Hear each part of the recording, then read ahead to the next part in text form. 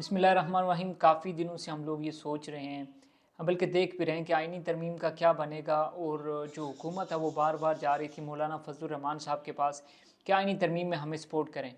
लेकिन इस आइनी तरमीम की हालत ये थी कि बहुत सी ऐसी चीज़ें थीं, बहुत सी ऐसी मुतज़ाद चीज़ें थी कि मौलाना फजलुर रहमान साहब ने भी साफ इनकार कर दिया था। अब आज के दिन बिलाखिर ये जो आइनी तरमीम है वो कौमी असम्बली और सेनेट दोनों में पेश होने जा रही है।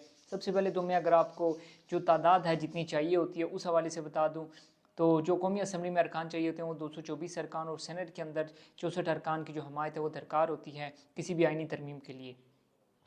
अब इस वक्त जो हुकूमत है उसके पास कौमी असम्बली के अंदर 214 अरकान मौजूद हैं, जबकि सेनेट के अंदर जो हुकूमत है उसके पास जो अरकान की तादाद है वो 58 है। यानी कि ये मैं अगर सिंपल अल्फाज में आपको बताऊं तो कम से कम 6 अरकान सेनेट के अंदर हुकूमत को चाहिए और 10 से 12 अरकान जो है वो कौमी असम्बली में हुकूमत को चाहिए अपनी आइनी तरमीम जो है वो मंजूर करवाने के लिए।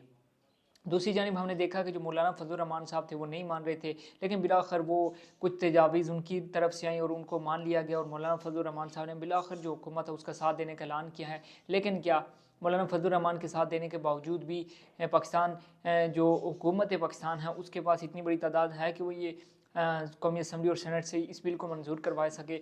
तो इसका जवाब है बिल्कुल नहीं। लेकिन दूसरी तरफ जो पाकिस्तान तहरीक इंसाफ के जो अरकान है सेनेट और कौमी असम्बली के, कहा यह जा रहा है कि कौमी असम्बली के सेनेट के 2 अरकान और कौमी असम्बली के जो 9 अरकान हैं उनसे जो पार्टी क़यादत है उसका रब्ता जो है वो मुनक़ता हो चुका है।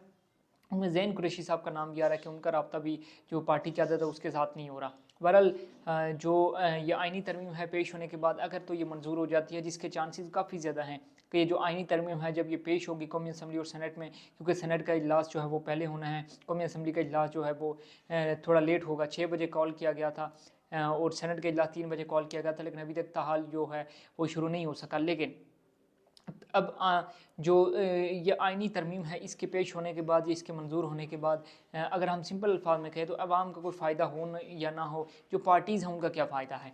तो सबसे पहले मैं आपको बता दूं कि ये जो आइनी तरमीम है इसके अंदर, क्योंकि इसका जो मसवदा है उस तरह से सामने नहीं आया, लेकिन जो हुकूमत की तरफ से पहले मसवदा सामने आया था वो फ़ौजी अदालतों के हवाले से था।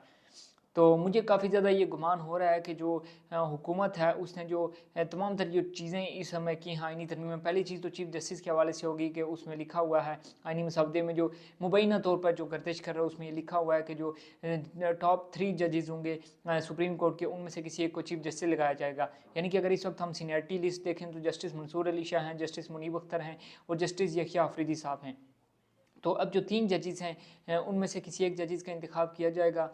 उनमें से कहा यह जा रहा है कि जो जस्टिस यहिया आफरीदी साहब हैं उनका नाम ज़्यादा सामने आ रहा है कि वो इस चीज़ में सपोर्ट कर सकते हैं, हुकूमत का साथ दे सकते हैं।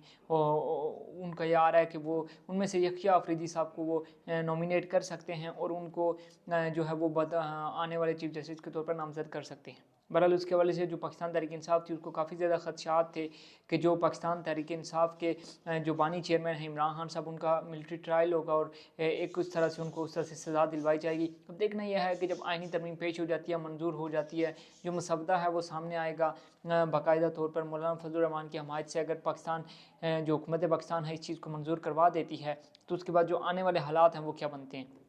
क्योंकि आज सुबह जो प्रेस कॉन्फ्रेंस थी वकला की जानिब से, उन्होंने भी वकला तहरीक का जो ऐलान किया है कि वो वकला तहरीक का आगाज़ करने जा रहे हैं। हामिद खान साहब ने और उनके साथ जितने भी साथी थे उन्होंने कहा कि हम जो इस चीज़ के ख़िलाफ़ अगर मंसूर अली शाह साहब का जो बतौर चीफ जस्टिस नोटिफिकेशन जारी नहीं होता तो इसके ख़िलाफ़ हम एक तहरीक का आगाज़ करने जा रहे हैं। ये तारीख काफ़ी ज़्यादा पुरज़ोर होगी और आने वाले चीफ जस्टिस जो हैं वो जस्टिस मंसूर अली शाह साहब ही होंगे। अब जो हुकूमत है उसकी तमाम तैयारियाँ मुकम्मल है। अब से कुछ देर के बाद जो सेनेट है और जो कौमी असम्बली के उसके अंदर ये जो मुजव्ज़ा आइनी तरामीम हैं उनको पेश कर दिया जाएगा और कहा यह जा रहा है कि उनको मंजूर भी करवा लिया जाएगा। तो इंशाल्लाह इस तमाम जो सिचुएशन है उसके हवाले से आपको अपडेट रखते रहेंगे।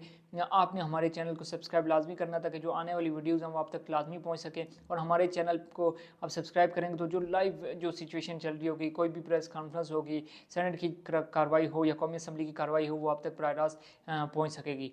तो अभी तक के लिए मुझे दीजिए इजाज़त। हमारे साथ जुड़े रहिए, कमेंट सेक्शन में अपनी राय से लाजमी आगाह कीजिएगा। इजाज़त दीजिए, अल्लाह हाफ़िज़।